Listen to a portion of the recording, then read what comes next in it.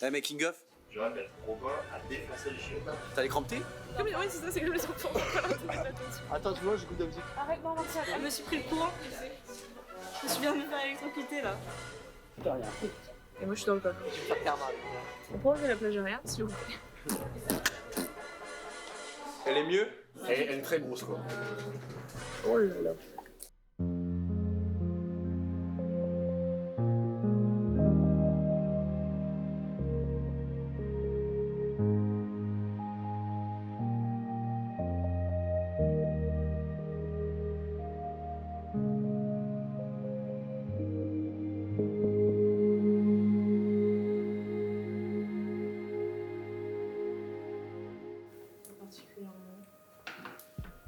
Donc on avait un thème imposé qui était l'impact de la guerre en Ukraine sur les foyers occidentaux, donc qui était déjà assez restreint quand même.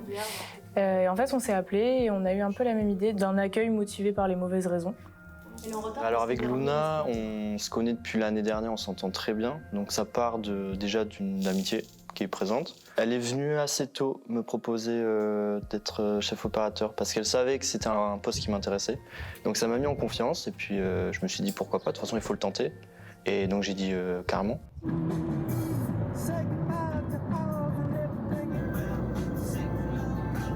Moi j'ai beaucoup aimé la série 2, le thème, le message qui est passé derrière. Et surtout j'ai choisi du coup d'être la directrice de production de Luna. Je la connaissais pas à ce moment-là, mais j'ai vu en fait qu'il y avait une séquence dans le cimetière. Et ça j'ai trop aimé, parce que j'aime beaucoup les cimetières. Quand même, c'est important d'avoir des gens avec qui on s'entend bien avant tout pour travailler. Et à partir de là, j'ai demandé à chacun et chacune s'ils voulaient bien rejoindre l'équipe. J'ai commencé par Constance, parce que c'est celle que je voulais en lumière, en chef élec.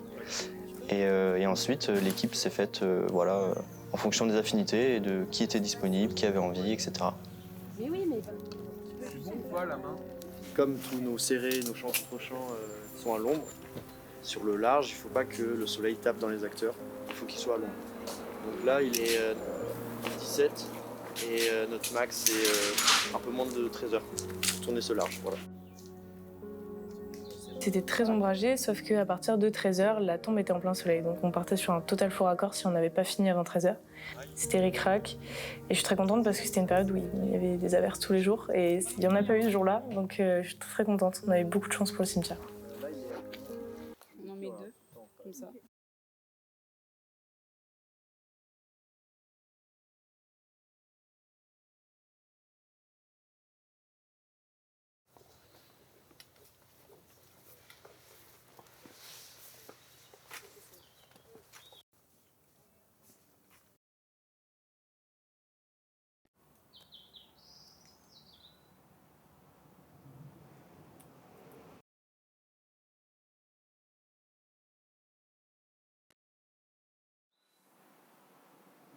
Tiens Nicolo, histoire de... Pendant bien 20 minutes, on n'avait pas de soleil, donc on a fait des prises au cas où. Allez, on va le faire. Et la dernière était bonne, mais sans soleil. C'est pas moi, hein. Je dirige pas. Hein. 4A sur 1, 8e. 4A sur 1, 9e. Mais le soleil est apparu lors des sons seuls. Je suis très énervée là. Ouais, on va essayer de la faire vite fait. On peut la faire vite fait, il y a le soleil qui est revenu. On m'a dit qu'en termes de prise, votre inspiration c'était Fincher. Alors pas du tout, juste on est mauvais. Il faudrait voir ce que ça montre. Déjà son... Ouais mais là tu vois il y a tout. On fait plein de cages au noir à chaque fois pour empêcher la lumière d'extérieur de venir influencer notre décor. Par exemple, beaucoup ce qu'on a fait, c'est qu'on voulait les tourner de nuit.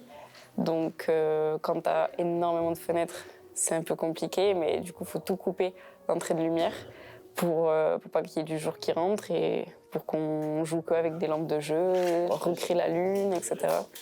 Et c'est pour ça qu'on fait énormément de cages au noir. Il est droite cadre, il passe gauche cadre. Elle est gauche cadre, elle passe droite cadre. Champ contre champ est bon. Non oui mais sauf que c'est l'axe. Alors on avait un rail de la séquence 6, un rail donc travelling avant, les acteurs s'assoient à une table et on a un mouvement, donc déjà on a un rail fait maison, C'est un plateau avec des tubes PVC, des roues de roller, donc voilà, c'est pas parfait. Parce qu'en deuxième année, on n'a pas le droit de louer du matériel extérieur. Et étonnamment, mais tant mieux, c'est rentré assez facilement. On a eu très peur sur la séquence 6 et 8, parce qu'on a eu un petit souci, on s'est mal compris, un peu tous. Il y a une erreur de ma part avec Marion, l'assistante réelle, sur le plan de travail. Je lui ai dit qu'on pouvait faire 2 plans en fausse nuit, parce qu'ils n'étaient pas axés contre la fenêtre, enfin vers la fenêtre. Et on s'est retrouvé à, dans le timing, ne pas pouvoir repousser le PAT. Et du coup, les 2 autres plans qui succédaient, on devait les faire, sauf qu'on était de jour. Donc on s'est retrouvé à faire des plans de nuit, de jour, face fenêtre. Et au fur et à mesure, on s'est super bien rattrapé. On a gagné du temps, et on a fini avec un quart d'heure d'avance. Et c'était une très belle journée.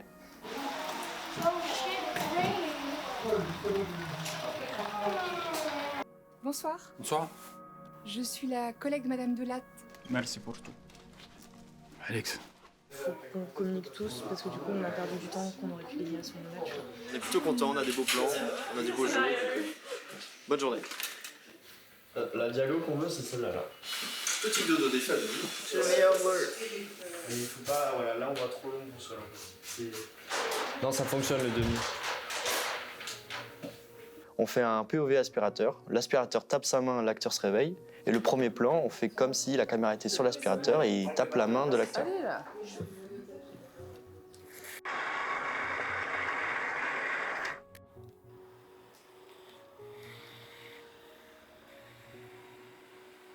Attends, il manque encore 2-3 détails. Donc, dans une demi-heure, c'est prêt. Dans une demi-heure. Une demi-heure. On l'a dans 30 secondes, Ouais. option B.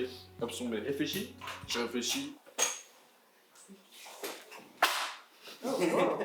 Attends, t'es en train de me dire que ça, c'est ton install. Ça a fonctionné.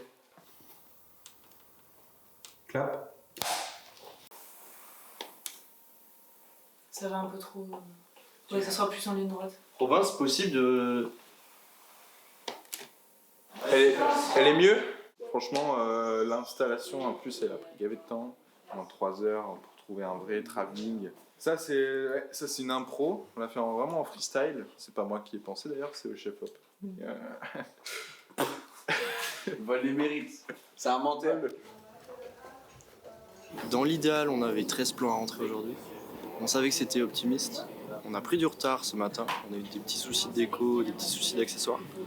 On décale la séquence 1 qui contient 4 plans à donner. C'était le dernier plan de Romain. Fin de tournage.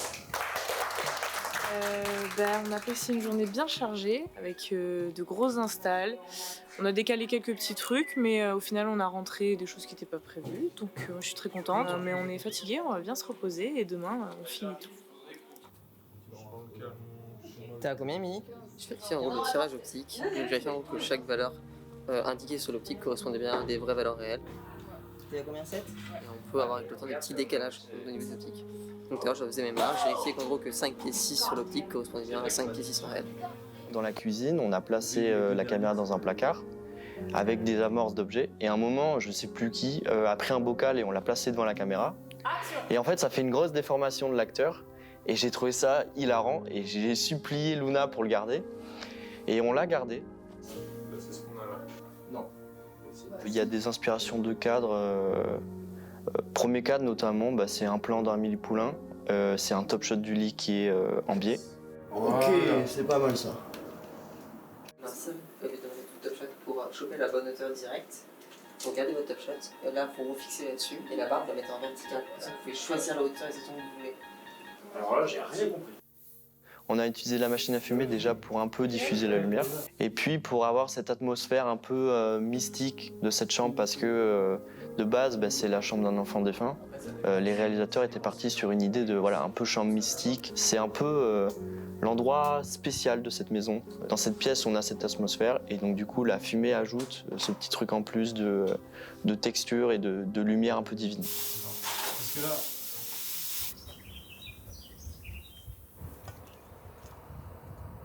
Faut pas que ça tombe, quoi. Ça, c'est vraiment mon job. C'est-à-dire que s'il y a un problème qui se passe, c'est ma faute. Donc j'ai vraiment la responsabilité de ça, que ça tienne. Le plan voiture, c'est un des plans du Joker, très clairement. Il fallait travailler l'accroche, il fallait travailler la lumière. On a un personnage qui est dans la voiture et qui regarde vers l'extérieur. Du coup, on devait utiliser, parce que sinon on n'a pas de niveau, les lampadaires extérieurs. Donc il fait nuit à 22h30 et à minuit les lampadaires s'éteignent, donc on avait un créneau très juste. À l'image, on a les lampadaires qui passent sur le visage du personnage et sur la vitre, donc il les fallait. On a en plus ajouté une voiture derrière qui fait des phares. Donc on a des lumières un peu partout, on a des feux rouges, on a beaucoup de petites lumières un peu partout dans le champ qui sont très très belles. Et sur le personnage, il fallait un petit peu rehausser l'intérieur de la voiture sans avoir une lumière trop présente et trop artificielle, on va dire. Vraiment, ce plan, parce que quand tu le verras, tu diras qu'on était beaucoup trop dans cette voiture. On est tous attachés, promis. Tu nous dis. Plus qu'un plan. Je suis très contente de l'équipe. Comme je te disais, on a une super ambiance et en même temps très professionnelle. Et moi, je suis très contente. C'est une fin de tournage pour Iwen. Franchement, je suis très fier d'eux. Ils peuvent être très fiers d'eux. Et c'était une magnifique expérience. Et je pense qu'on clôture très très bien la série. J'espère que la projection s'est bien passée, que tout le monde a bien aimé ce petit épisode et la série, bien évidemment. Une fin de tournage et une fin de série. Applaudissez-vous.